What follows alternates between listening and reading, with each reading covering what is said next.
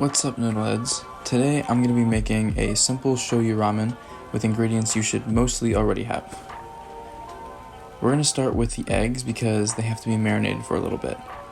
And it'll help if you bring your eggs to room temperature by leaving them on the counter for about 20 minutes before boiling. To avoid the eggs exploding and getting egg in the water, I'm going to add about a tablespoon of white vinegar to my boiling water.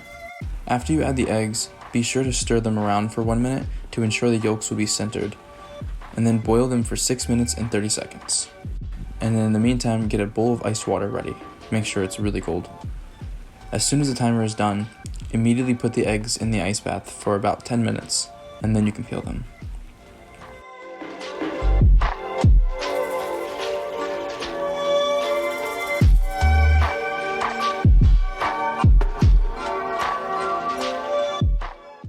Now for the egg marinade.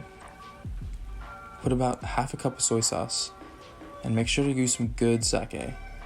Some you want to drink. If you like some extra sake flavor in your eggs, feel free to go a little overboard. I added a little over quarter cup. Lastly, a couple tablespoons of mirin, or if you have real mirin, that'll work too, or you can put sugar to taste. Make sure to stir well. For the soup, I'm using an assortment of chicken bones, mostly thighs, but whatever bones and scraps you accumulate over a few weeks can be put in the freezer and used for this soup. Fill your pot with enough water to cover the bones and bring to a boil. Skim the scum that comes up and cover, and then simmer for a minimum of 3 hours. The longer the better. I went for about 5. While the soup is going, I'm going to prepare the rest of the ingredients. You can use your vegetables and aromatics of choice.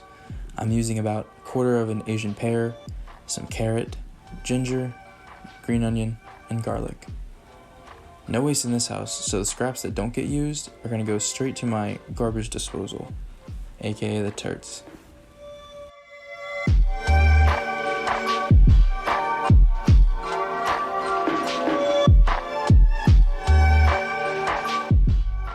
The last hour of simmering, add your aromatics.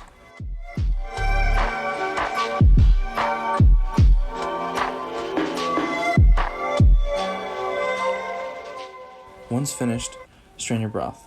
Optionally, you can strain it a second time through a finer mesh or cheesecloth. I highly recommend this, but if you don't mind a little debris in your soup, it's not really that big of a deal. Put your soup back in the pot and get ready to serve. You can also optionally add about 1 tablespoon of MSG to bump up the umami. I promise, there's nothing wrong with it. I'm going to save these bones for later use, so I'll come back to those.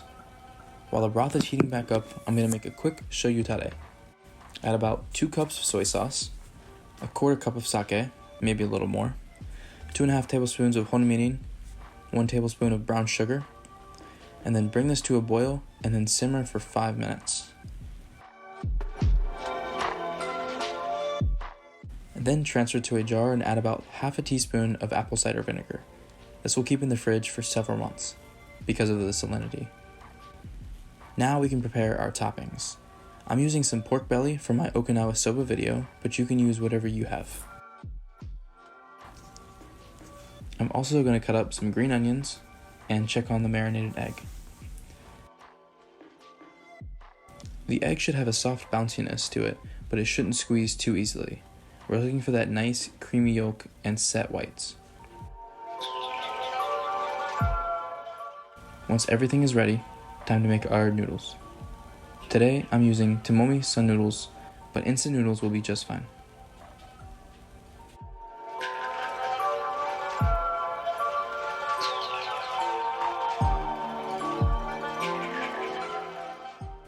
Get about 12 ounces or 360 milliliters of your broth and 1 ounce or 30 milliliters of shoyu tare, put your toppings on, and enjoy.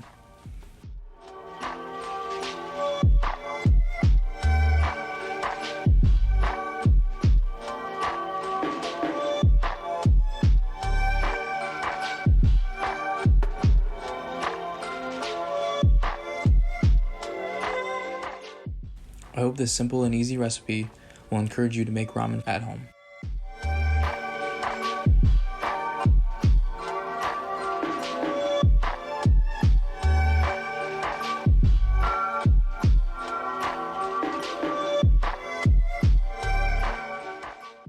Itadakimasu.